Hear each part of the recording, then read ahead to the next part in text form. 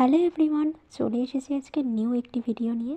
আজকে বানাবো হচ্ছে একটা দারুণ খাবার, যেটা আমি অনেক দিন আগে একবার বাড়িতে বানিয়েছিলাম।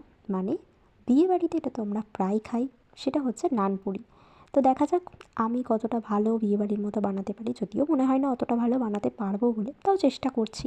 তো প্রথমেই ময়দার মধ্যে আমি হালকা একটু নুন দিয়েছি, যেটা হয় নুন দেয়, তেল দিয়েছি ময়নের জন্য, আর দই দিয়ে পুরো ব্যাপারটা মানে মাখবো। আর সাথে একটু বেকিং পাউডার দিয়েছি। আমি অনেক দিন আগে একবার বাড়িতে বানিয়েছিলাম। তো যাই হোক, আর একটুখানি ময়দাটা নরম করেই মেখেছিলাম, হালকা একটু তেল দিয়ে নিলাম যাতে ঠিকঠাক হয়।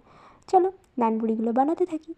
আমি না একটা কথা অনেকের মুখে বলতে শুনেছি, অনেকে গর্ব করে বলে যে আমি রান্না করতে জানি না, বা আমাকে কোনো দিন আমার মা বা বাড়ির কেউ আমাকে রান্নাঘরে ঢোকায়নি।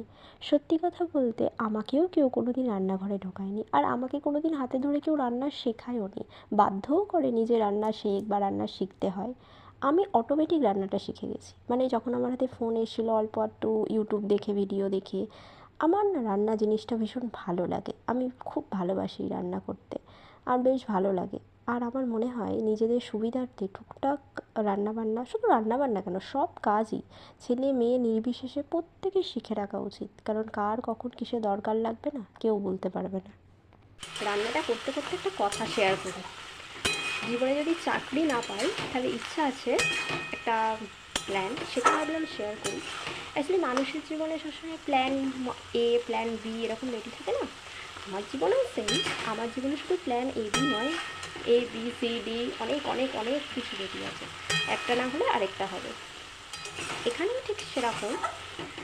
যদি আমি কখনো চাকরি বাকরি না পাই, আমার ইচ্ছা আছে একটা হোম ডেলিভারি খোলার। সত্যি তাই, এটা একটা শখ।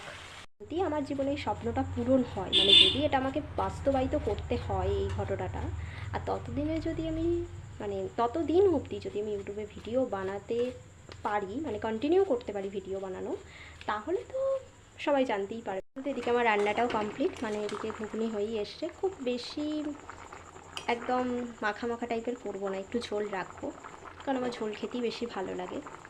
যাই হোক, এদিকে ঘুগনিটাও হচ্ছে, ওদিকে তো আমার নানপুরিও রেডি হয়ে গেছে। এই যে আজকের ডিনারে নানপুরি, সাথে ঘুগনি আর শশা রয়েছে। নানপুরিগুলো না ঠিক কেমন কেমন একটা হয়েছে, মোটামুটি ঠিকই আছে, চলবে, কোনো অসুবিধা নেই।